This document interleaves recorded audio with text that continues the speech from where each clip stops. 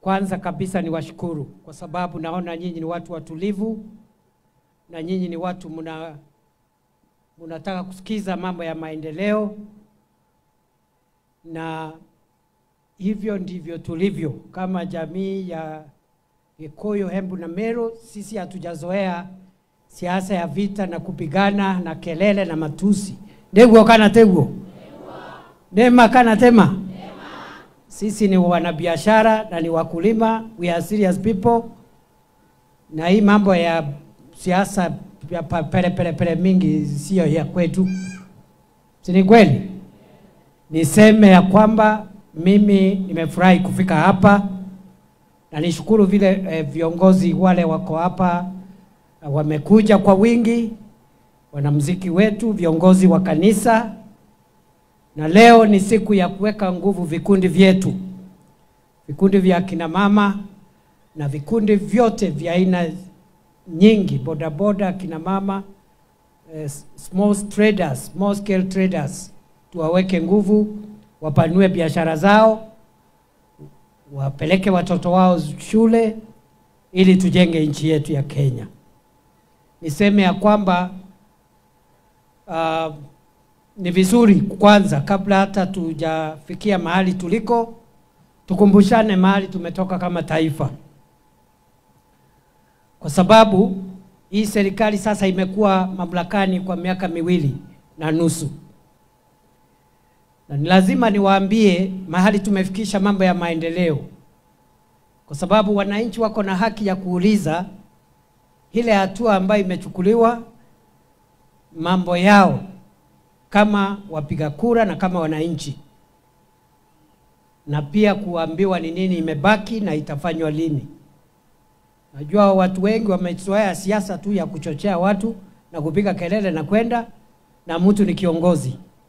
Kwa hivyo vile nimefika hapa, kwanza kabisa mnajua ya kwamba 2022 wakati mmepiga kura kwa wingi, kwa fujo kuchagua hii serikali, uchumi wetu ulikuwa na matatizo kidogo, na sababu ya matatizo ambayo tulikuwa nayo ya kiuchumi ni sababu mwaka wa 2021 tulipatwa na janga la corona ama COVID-19. Na hiyo miaka 2 ilikwisha hivyo tukiwa nyumbani, biashara zikafungwa, hakuna usafiri, hakuna biashara, hakuna kilimo. Na sisi kwa sababu ni uchumi wetu, watu wengi wanatoa riziki kwa biashara ya kila siku. Hiyo hadhari ya COVID-19 na corona iliharibu uchumi wa Kenya na njia kubwa sana. Ndio unaona by 2022 wakati Rais Ruto anachaguliwa, bei ya unga ilikuwa juu, ilikuwa 230, 240, 250 kilo mbili, kwa sababu ya shida za kiuchumi. Mungu ametujalia baada ya miaka 2 kupitia fertilizer ambaye serikali imetoa, fertilizer ya rusuku ambayo ilipunguzwa bei kutoka 7,000 na serikali ikakuwa 2,500. Hiyo fertilizer vile imeshuka, Mungu naye akatupatia mvua. Watu wetu wakulima nao wakafanya bidii. Tumezalisha mahindi ya kutosha. Tukawacha kuagiza mahindi kutoka nchi za nje, na bei ya unga ikashuka kutoka 230, 240 ikafika 150 hapo, 140, 155. Na tuko na mpango wa kuendelea kushukisha hiyo bei mpaka ifike kama 100 shillings, ili kila mtu ajimudu na akuwe na chakula kwake nyumbani. Bei ya unga sasa imedhibitika, lakini tungetaka ishuke hata zaidi. Kwa matajiri ambao wanajiweza na wako na pesa, hawaelewi maana ya kushuka kwa unga kutoka 240 kufika 140, 150. Hawaelewi kwa sababu wako na pesa ya kutosha. unga hata ikitoka 2,000 ama 3,000 watanunua. Lakini watu wadogo wadogo, watu mashinani, ndio wanajua umuhimu wa bei ya unga. Hata ikishuka na shilingi 50, 60 ni faida kwa mkulima. Kweli si kweli?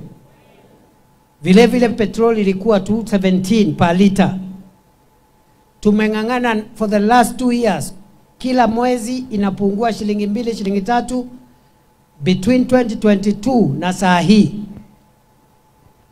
Bei ya petroli ambayo inatumika kwa sekta nyingi za kiuchumi imeteremuka kutoka 217, the highest price, to 174, a drop of 43 shillings.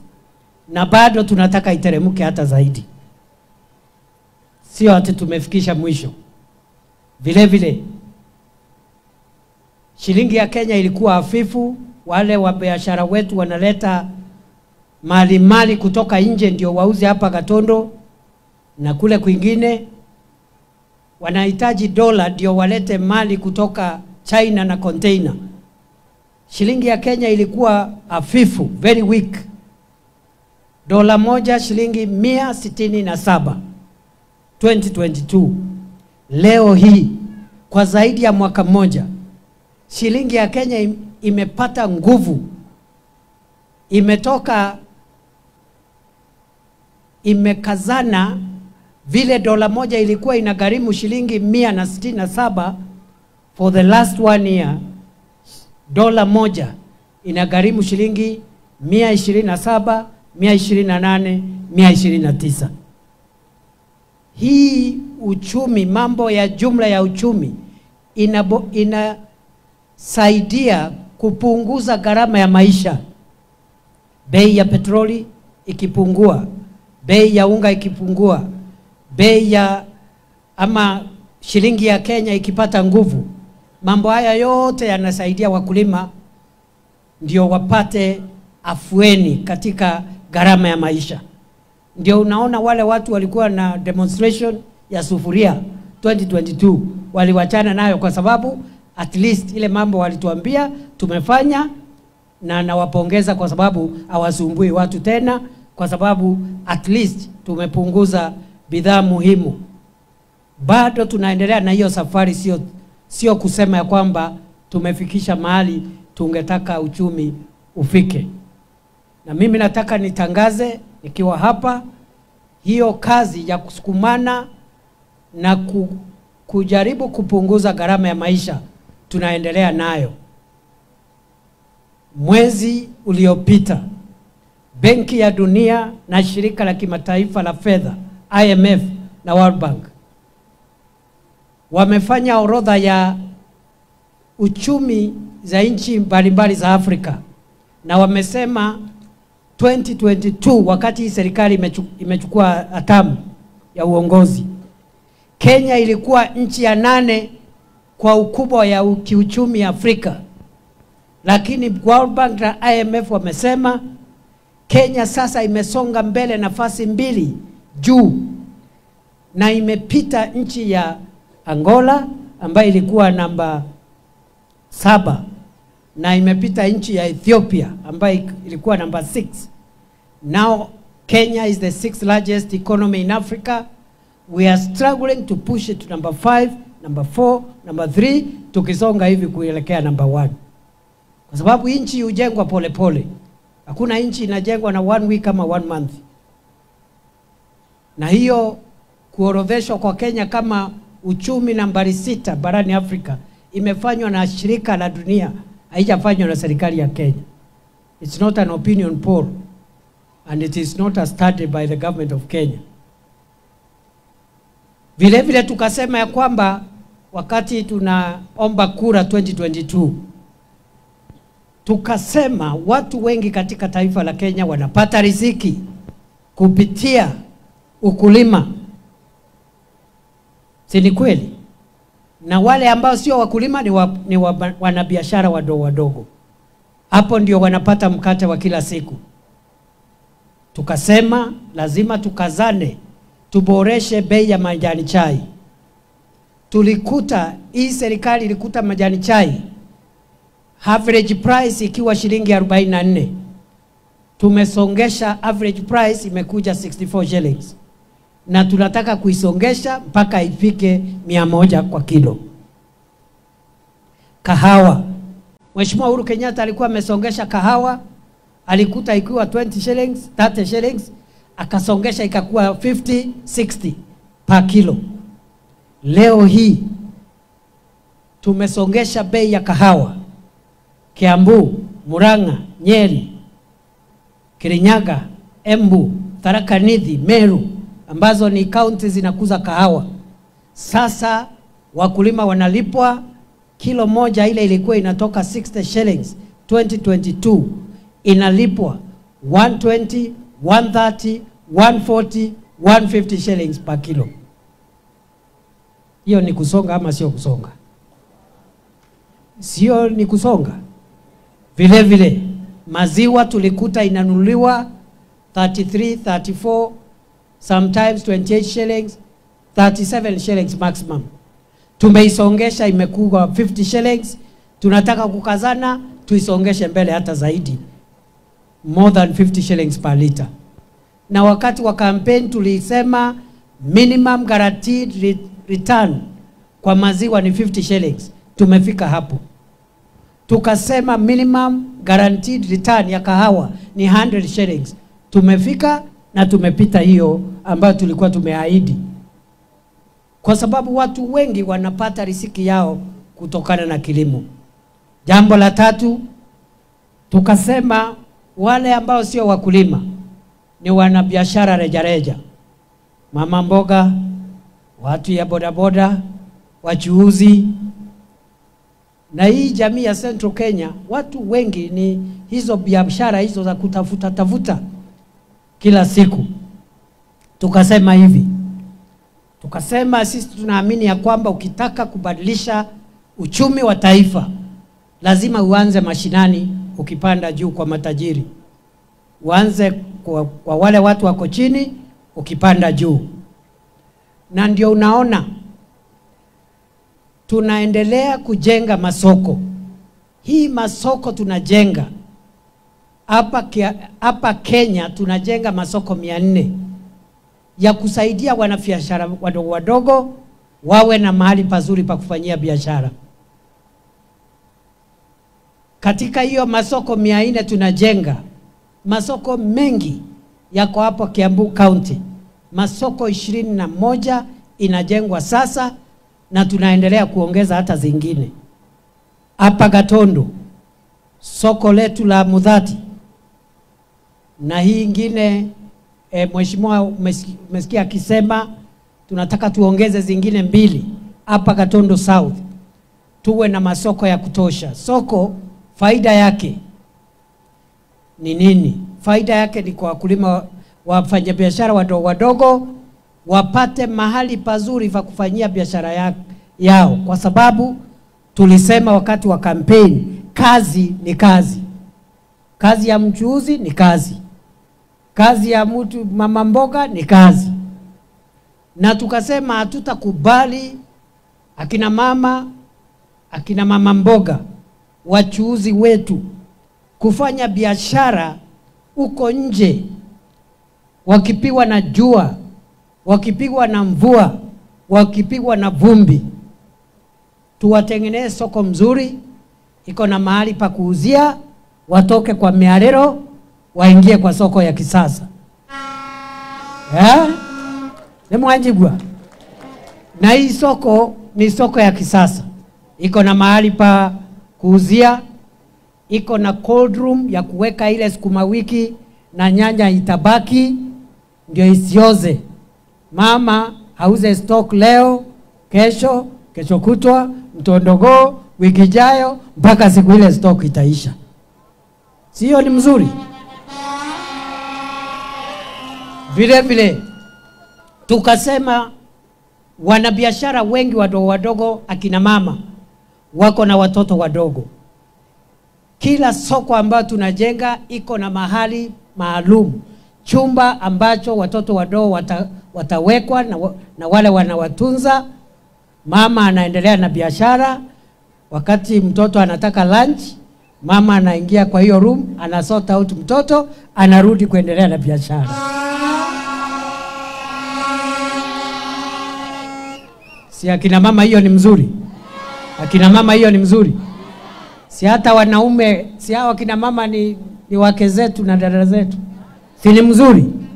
Ndio wamama tuondoe aibu ya kunyonyeshea watoto huko kando ya barabara hadharani. Sio heshima. Bottom up ni kufanyia kazi mahali pazuri. Hiyo masoko tunaendelea nayo, nitarudi huku kuharakisha mahali imekwama ili tuhakikishe tumemaliza haraka.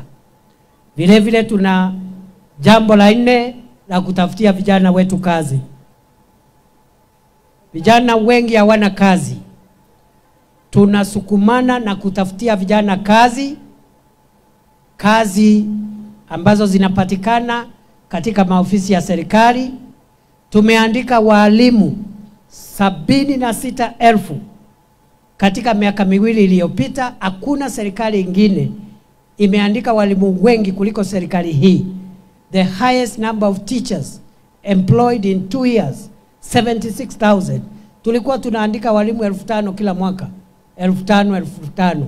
Sasa kwa sababu manifesto yetu ilisema tuandike walimu 116 by 2027, tumekazana kutimiza hiyo ahadi, na already 76 wameajiriwa, 76,000. September tutaajiri wengine 24,000, wafike 100,000, tubaki na 16,000 by 2027. Vile vile tunaandika prison officers, police officers na kazi zingine, teachers and everyone. Lakini sio vijana wote wataajiriwa hizo kazi za ofisi. Ndio tumesema ya kwamba kila ward tujenge mahabara ya computer, ICT hub. Every ward kuwe na computers ambazo zimewekwa na serikali, internet, mtandao imewekwa na serikali, na bundles zile zinatumika ni za serikali. Kwa hivyo vijana wetu katika taifa letu la Kenya, in every ward tunakazana kuwawekea mahabara ya mtandao ama ya kompyuta. Tayari tumeweka ICT hub ama mahabara 272.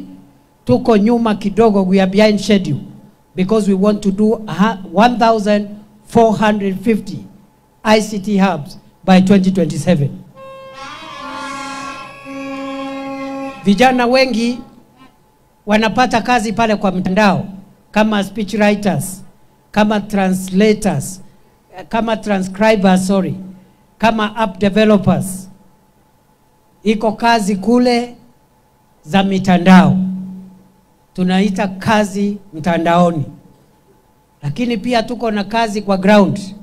Kazi kwa ground ni walimu, ni nurses, ni prison officers, ni police officers, ni wale vijana wanafanya kwa affordable housing. Katika affordable housing program, vijana 250,000 wanafanya kazi kupitia hiyo program, kama carpenters, plumbers, electricians, quantity surveyors, structural engineers na mafundi wa mikono. Na tulisema kazi ni kazi, wera ni wera, nego kana tego. Wera ni we, na mchagua njembe sio mkulima. Whatever job you can get, short-term job, long-term job, permanent job, whatever job you lay your hands on as a young person, do it with all your might, even if it's a short-term job, as you wait for a long-term job. Tukasema vile vile wale vijana wanapata kazi nje ya nchi, tuwasaidie kupitia program inaitwa Kazi Majuu. Wale watapata kazi waende, na tumesema agents wale wanasaidia watu kupata kazi wasitumie hiyo nafasi kuhatarisha maisha ya Wakenya ama kuwafanya waende nchi za nje kupitia utaratibu ambao sio utaratibu wa serikali, wakapate matatizo huko. Kwa hivyo tuko mbioni. Pia mnajua tumeanza mambo ya climate works pale Nairobi, vijana 20,000. Tumeongeza wengine 20,000, 40,000 ya Nairobi River Climate Works. Tunataka in every county, vile tumeanza na Nairobi, turudisha hiyo climate works iendelee mahali ile kazi kwa vijana ama kazi mtaani ilikuwa inafanya. Vile vile tukasema sio vijana wote wataandikwa kazi. Vijana wengine wanataka kufanya biashara, lakini hawana namna, hawana capital, hawana fedha ya kupanua biashara zao. Mtu anataka kufungua salon, kinyozi, carpentry shop, tailoring shop, catering unit yake ya kutengeneza chakula. Vijana wengi wamesoma kosi kama hizo, lakini hawana namna ya kuanza hiyo biashara. Kutoka mwezi uliopita wa Machi, tumeanza kutafutia vijana capital ama pesa ya kuanza biashara kupitia mpango ambao unaitwa Nyota. Nyota inamaanisha National Youth Opportunities. National Youth Opportunities Towards Advancement. Nyota.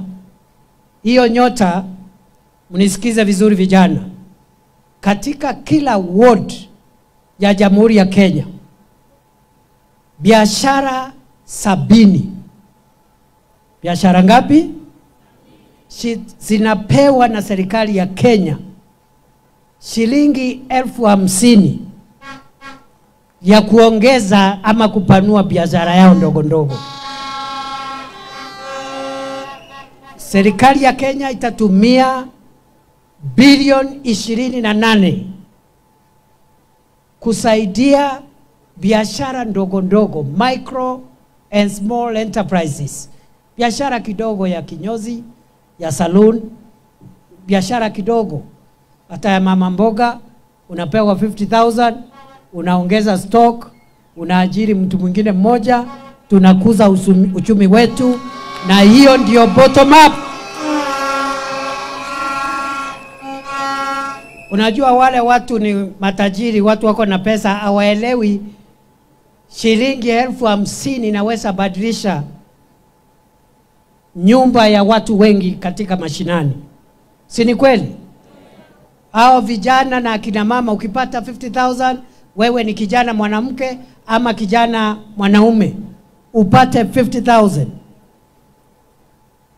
na upewe taaluma ya biashara, hiyo 50,000 inaweza panua biashara yako kwa njia kubwa.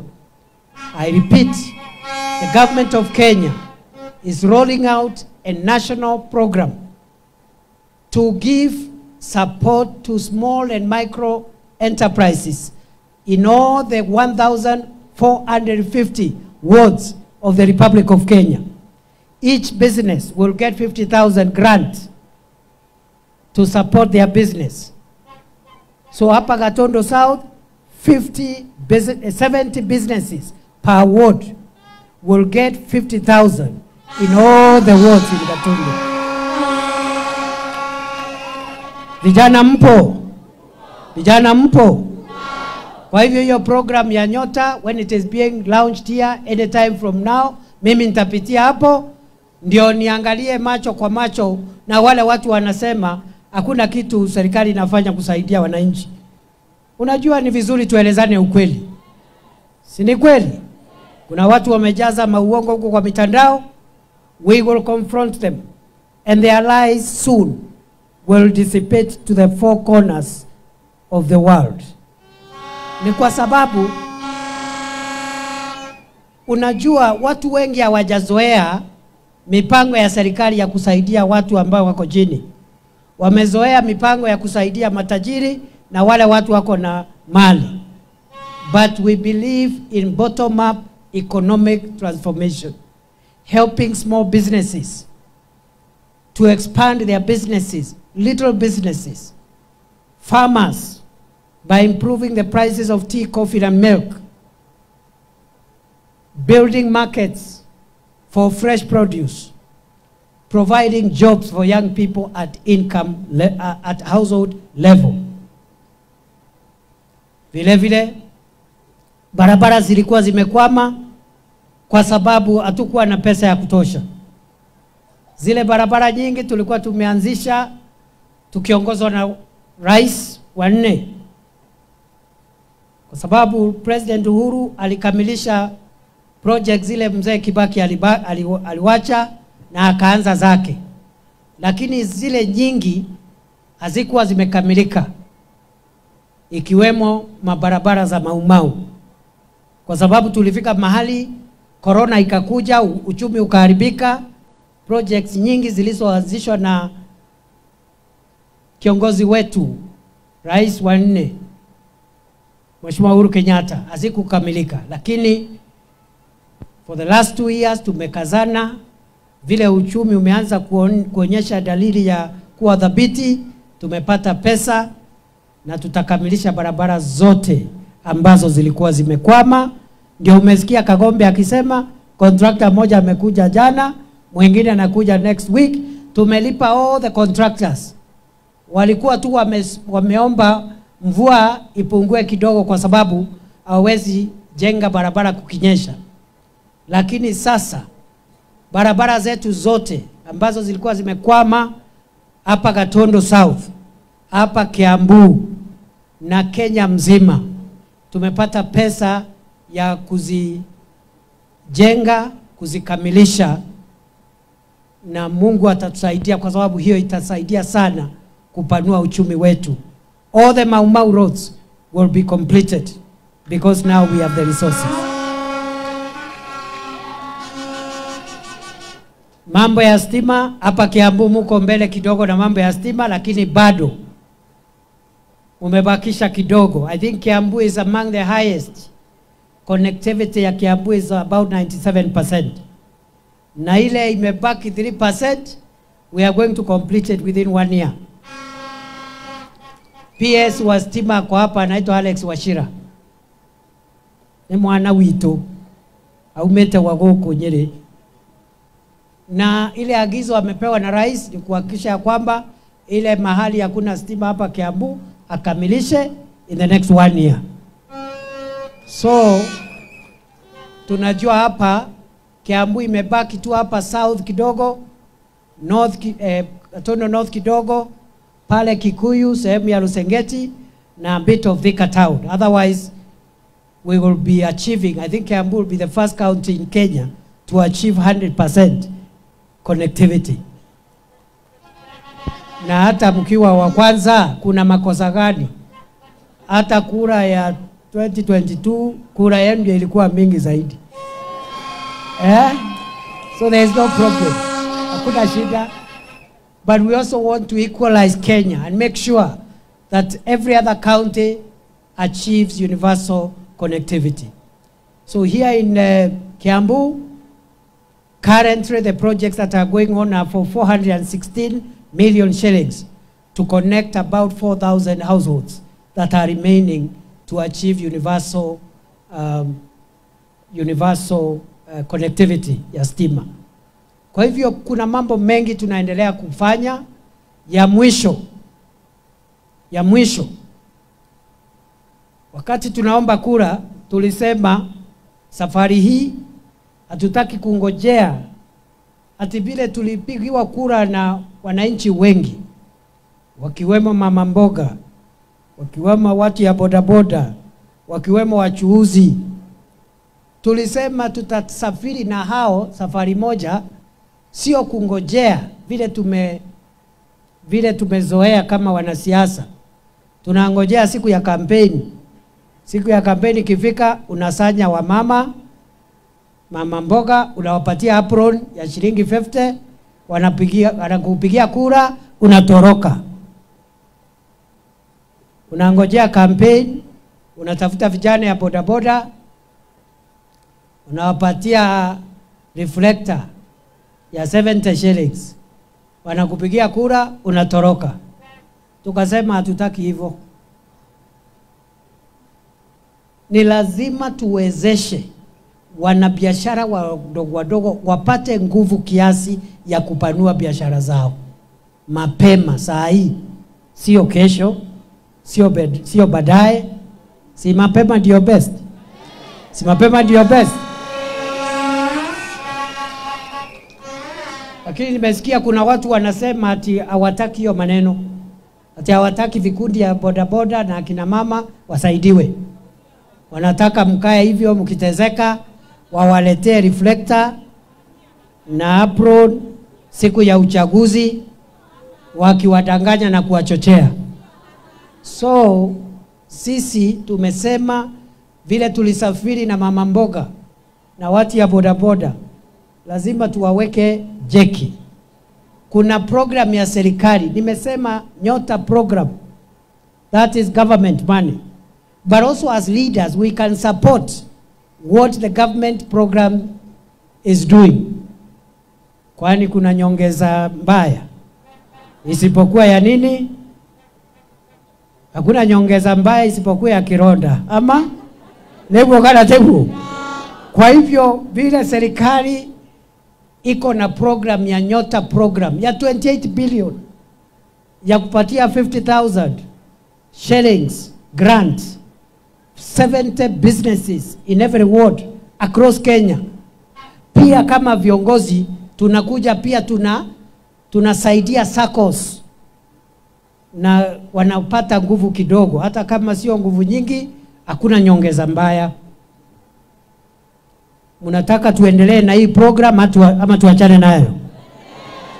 Tuendelee kusaidia kila mama mboga na bodaboda na watu ya mikokoteni na watu ya saloon, watu ya vinyozi. Tuendelee tusiendelee? Tuendelee tusiendelee? Wacha nione wale wanasema tuendelee na hii kazi tafadhali. Bas, that is why we are here. Na kwa sababu watu wameanza kujitokeza, wale wanapinga ati hawataki msaada kwa watu wa chini, wanataka wakae huko wakitaabika. Sasa tumejuana na huko mbele siku ya campaign we will make a decision between those who thrive in the politics of poverty and those who thrive in the politics of empowerment. Nimewajibwa? Ya mwisho niseme hivi. Niseme, unajua mimi nimekuwa senator wa kule Tharaka Nithi. Nembo Tharaka Nithi. Ile ya Kibaki 207. Nembo kuririkana 207. Namna hii. So nimekuwa senator kule zaidi ya miaka 10. Nimekuwa kule Senate nikiwa kiongozi wa bunge la Senate. Na hiyo kazi nilipewa na Mheshimiwa Uhuru wa Kenyatta. Si mnajua hivyo? I was the first majority leader of Senate. Baadaye nikakuwa speaker wa Senate, deputy speaker. Baadaye nikakuwa waziri wa usalama wa taifa. Si ni kweli? For 2 years. So niko na experience kidogo.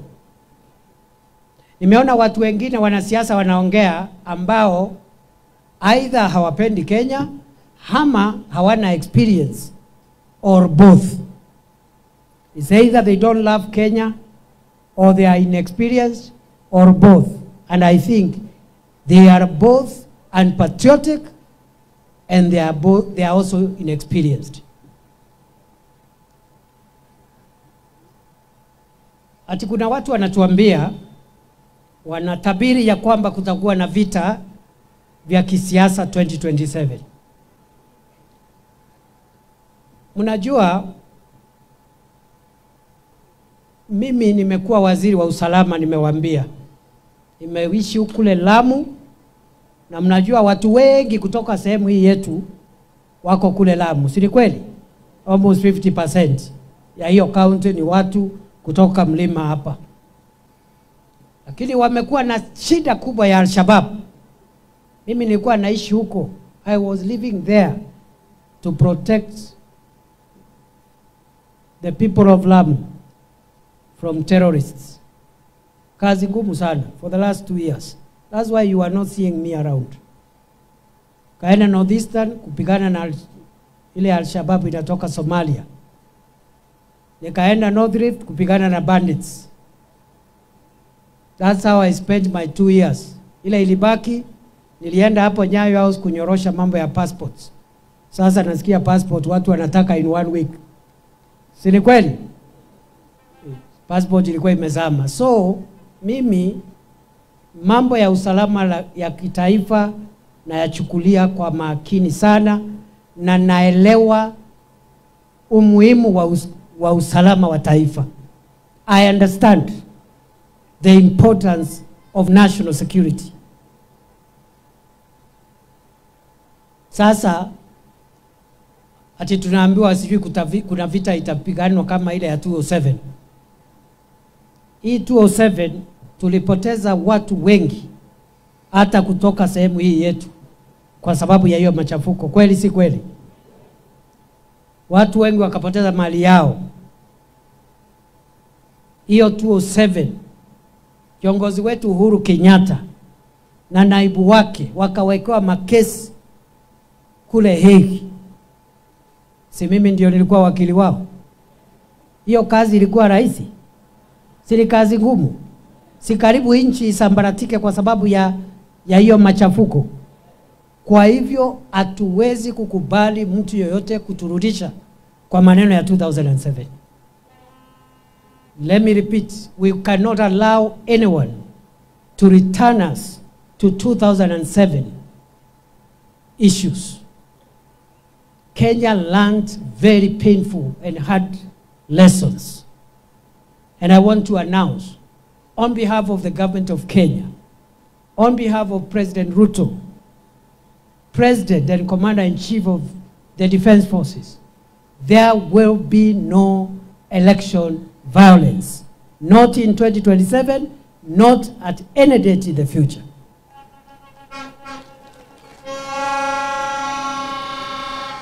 We cannot allow the country to slide into anarchy. And I want also to assure all political players of all sizes and shapes that the 2027 election will be free, fair, and peaceful.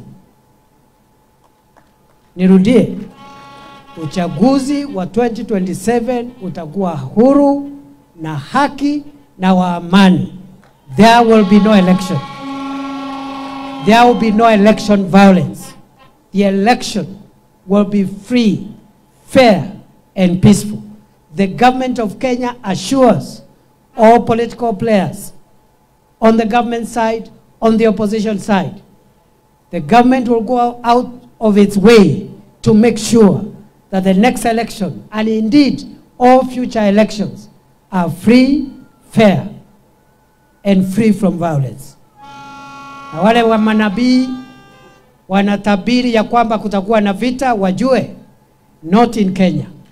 Never again. Nimuwetekera tushoke maundu maria ma 207. Nimuwetekera mundu atushokie maundu ma 207. Mumekataa mambo ya vita? Kabisa kabisa. Wacha nione wale wanasema nchi yetu itakuwa na amani. Basi wametusikia. Hii mambo ingine waendelee nayo. Ule anataka kutusi mimi, anitusi. Mwenye anatusi rais, aendelee na matusi kama hiyo matusi inamsaidia. Mwenye anapingana na sisi, atoe sera yake ile akubaliane na sisi. Lakini mambo ya vita na uchochezi, we will make sure that Kenya will never again slide into anarchy. Not any time. Not now, not in the future. Na hii sio mchezo. This is not meant for entertainment. That is the policy. So everything else, let people dispute, let the people air their political differences, and the government will go out of its way, will not interfere with any electoral processes, because the will of the people must prevail. Lakini mtu kututabiria vita hapa na kututisha na vita, aambiwe labda nchi ingine, sio Kenya. Kwa hayo mengi na machache, ando itomwe ukwo. Mwokwo. Mwakena. Fio fio. Fio fio. So hii kazi tutaifanya na dakika 10. Kidogo. Hii kazi tunafanya na dakika ngapi? Dakika ngapi? Dakika ngapi? Bas, so what we do, this is how we will conclude.